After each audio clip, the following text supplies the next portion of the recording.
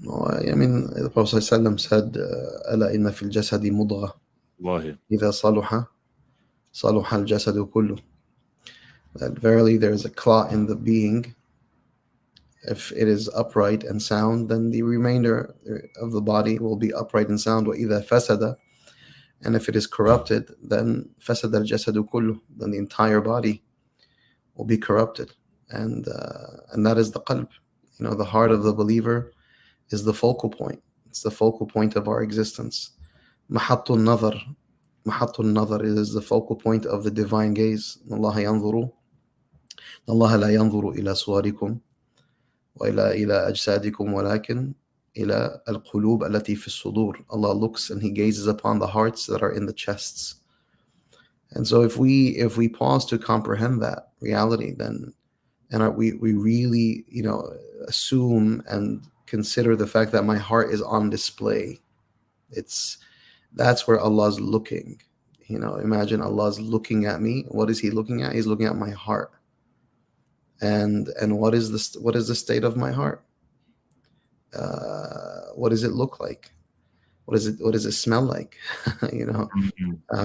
What's inside of it, of meanings, ma'ani, of understandings, of comprehensions, of utterances. ألا بذكر الله تطمئن القلوب. The heart is just like it's in this tumultuous state. ألا بذكر الله تطمئن القلوب. You have to. That's why Allah says, اذكروا الله ذكرا كثيرا وسبحوه بكرة وأصيلا. Remember Allah abundantly and glorify Him bukratan wa asila, and in the morning hours and in the evening. Meaning your whole life, should be orbiting this reality of dhikr.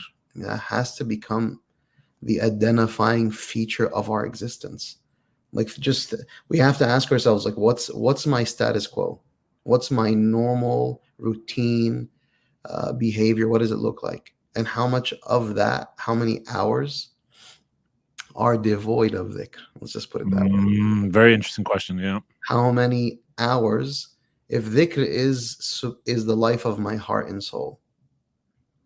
Allah subhanahu wa ta'ala says about Sayyidina Yunus, if it wasn't for the fact that he was making constant tasbih, then he would have remained in the belly of the whale until the day of resurrection.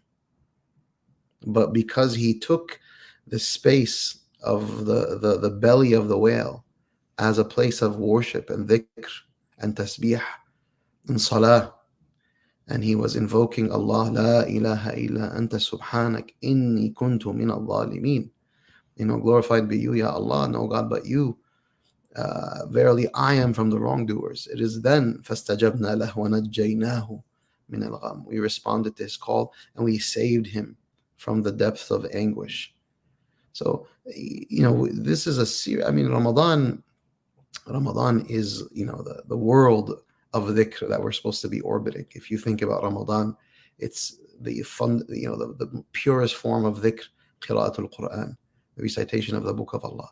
Coupled with that, the dua that we are supposed to be making, the supplications, then the litanies of istighfar, of seeking Allah's forgiveness, of saying La ilaha illallah, sending salawat upon the Messenger Muhammad sallallahu alaihi wasallam. This is where your entire reality becomes upright, and we can sit here and we can twiddle our thumbs and agonize over the struggles that we have, the negative feelings we have, the challenges we have, the struggles we have, the worries we have with our children, with our spouse, economically, what's happening to our brothers and sisters in Gaza. We can sit here agonizing, or we can thrust ourselves in the conduit and in the divine stream of light and beauty, which is dhikr. Because once you invoke Allah, what happens?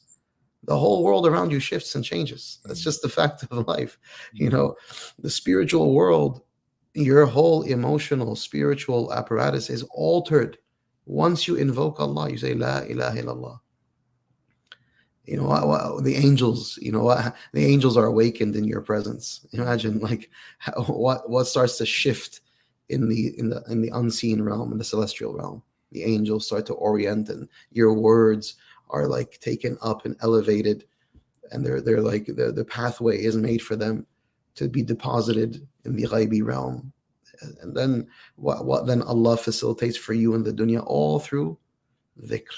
Allahu Akbar. It's such a beautiful, powerful, sacred aspect of our tradition that unfortunately we have thoughtlessly neglected. It's not like we have like, angrily moved away from dhikr, or it's just thoughtlessness. It's bad habits, Yeah. bad routines.